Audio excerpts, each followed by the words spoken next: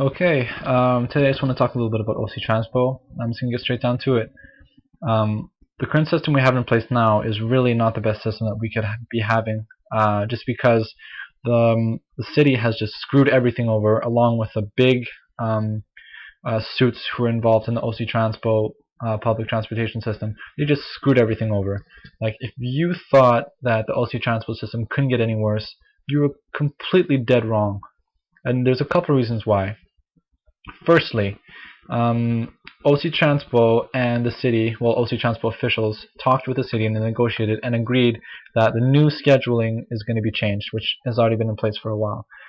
Now, what that means is that instead of the drivers actually being able to make the schedules themselves, it's going to be done by a computer, and it's going to be automatically done, randomly done, so that times fit in perfectly better, so that each driver has more equal hours, and so that it'll be spread across the day more evenly. But really, that doesn't really make that much of a difference. It doesn't really do that much of a benefit to OC drivers or to the patrons who are using the bus every day, like myself. For example, because it's completely automated, it doesn't take into account commute times, especially longer commute times during traffic, or times when there's a lot of cars out on the road.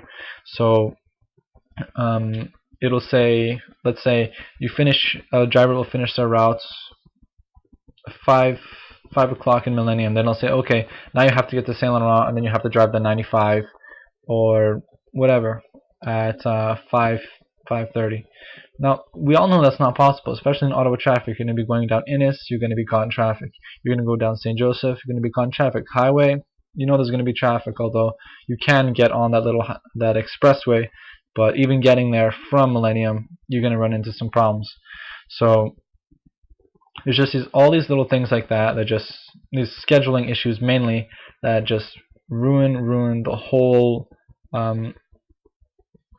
tardiness that OC Transpo used to actually have while back, a long time, when actually people rode OC Transpo in a much more happy sense. I don't even know how to say that properly. It's just they were happier to use OC Transpo because it was much more consistent.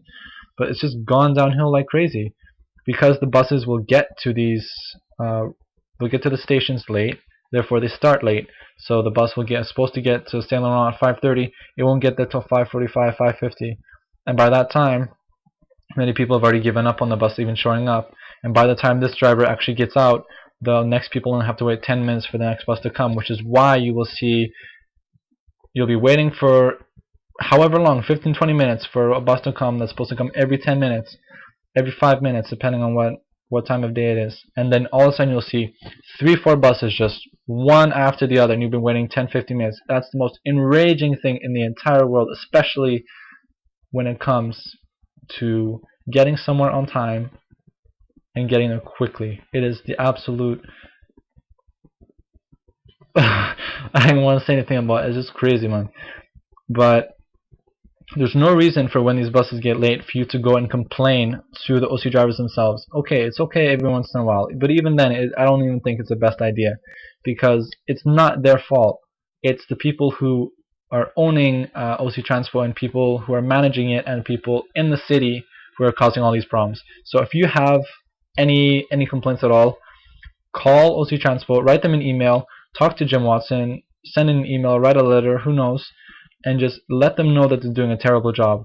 Let them know you're not happy, because the more people that get in, the more people will actually start to communicate these messages, and the more these I don't even want to name call, but the more these people are going to realize that they're not doing a good job, because OC Transport thinks they're doing a good job now because not as many people are complaining, and because not as many people are complaining, they're justifying raising costs for fares in order to cover stuff for prices and all that other type of stuff.